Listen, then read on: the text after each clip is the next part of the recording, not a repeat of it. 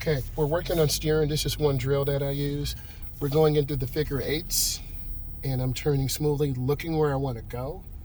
And I turn gently in, and I'm accelerating out. I'm looking where I want to go. A lot of beginning drivers look at the steering wheel, and then I can't see where I'm going. So smoothness, the figure eight drill is really good for beginning drivers or young drivers.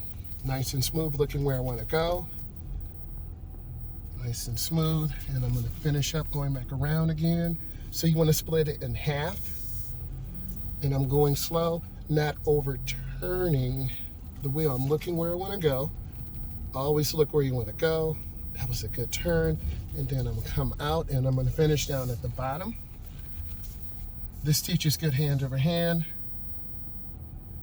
good speed control, not overturning or underturning.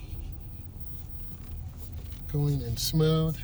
This builds a rhythm. You want your beginning drivers to have a rhythm. Going in smoothly. And it's really peaceful. And these are some drills that you can do to help your beginning driver. If this brought you value, give it a thumbs up, subscribe.